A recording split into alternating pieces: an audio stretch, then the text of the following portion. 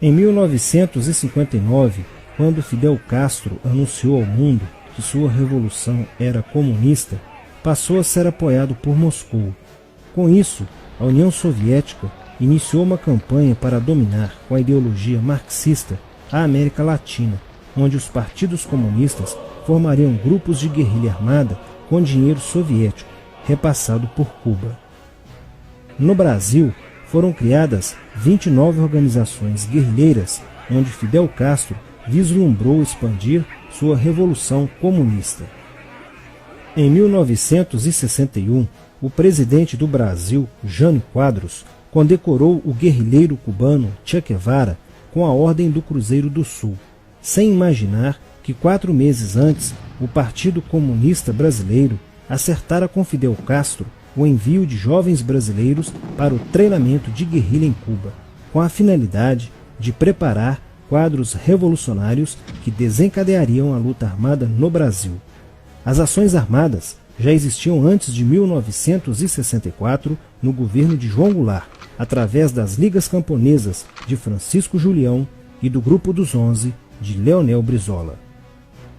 Com a chegada ao poder, em 1964, do presidente Castelo Branco, centenas de comunistas e políticos de esquerda refugiaram-se no Uruguai, onde formariam a Frente Popular de Libertação, que a partir de 1965 empreenderia atos de sabotagem urbana e focos de guerrilha rural no Brasil, principalmente na Serra do Caparaó, cujos guerrilheiros, apoiados por Leonel Brizola, foram combatidos e vencidos por tropas da Polícia Militar de Minas Gerais.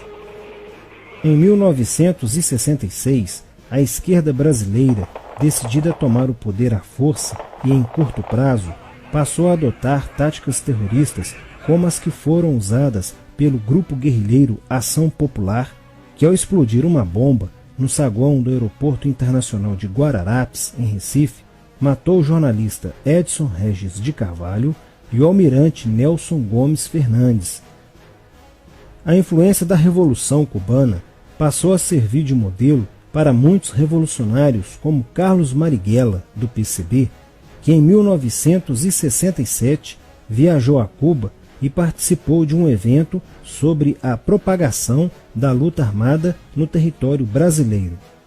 De volta ao Brasil, em setembro de 1967, Marighella criou a Ação Libertadora Nacional, ALN, e começou a recrutar jovens brasileiros entre os estudantes que, depois de preparados ideologicamente, foram enviados a Cuba. Em 1968, com a chegada ao Brasil do primeiro contingente da ALN de guerrilheiros formados em Cuba, entrou em cena Carlos Lamarca, capitão do Exército e militante da Vanguarda Popular Revolucionária, VPR, que se uniu a Marighella e em janeiro de 1969 explodiu 50 quilos de dinamite no QG do 2º Exército, matando na explosão o soldado do Exército Mário Cosel Filho e ferindo 6 militares. E ainda, na cidade de São Paulo, os guerrilheiros avançaram com um veículo roubado e abordaram o capitão Chandler, do Exército dos Estados Unidos, que se encontrava no interior de um automóvel quando saía de sua residência. Chandler foi morto por uma rajada de metralhadora em frente da esposa e do filho de 9 anos. O Comando de Libertação Nacional, Colina, criado em Belo Horizonte no ano de 1968, executou na capital mineira vários assaltos a agências bancárias e atentados à bomba. Os guerrilheiros se reuniam durante as sessões de cinema no Cine Acaiaca, localizado na área central de Belo Horizonte, para planejarem as ações de terror e guerrilha. A situação estava ficando caótica no país. Os guerrilheiros praticavam atentados à bomba nas grandes cidades, matando e ferindo vários inocentes, aumentando a insegurança e o medo da população, que passou a exigir ações imediatas do governo brasileiro para acabar com a violência praticada pela guerrilha. Atendendo ao clamor público para combater o terrorismo e a guerrilha com mais rigor, o presidente Costa e Silva editou o Ato Institucional número 5, AI-5, que previa o exílio e punições mais severas aos autores de atos de guerrilha terrorista praticados contra a população brasileira. Em desafio à nova medida do governo de proteção à sociedade, Carlos Marighella, em 1969, lançou o seu mini-manual do guerrilheiro urbano. Neste mesmo ano, só no Rio de Janeiro, a ALN, para aumentar os seus recursos financeiros, praticou 30 assaltos, sendo a maioria deles contra as agências bancárias. E ainda, em 1969, a ALN, juntamente com o movimento revolucionário 8 de outubro, o MR8, sequestrou o embaixador dos Estados Unidos, Charles Burke. O sequestro foi sugerido pelo guerrilheiro Franklin Martins. Os guerrilheiros exigiram a libertação de 15 presos políticos, dentre os quais se encontrava José Dirceu. A exigência foi prontamente atendida pelo governo militar. A ALN estava prestes a sofrer um grande golpe quando Marighella começou a cair. Após a prisão de um militante de sua organização, no dia 1º de outubro de 1969. Os dados fornecidos pelo militante da ALN preso coincidiram com informações prestadas por outro militante da VPR, que também denunciou o envolvimento de vários religiosos com grupos de guerrilha, entre eles Frei Beto.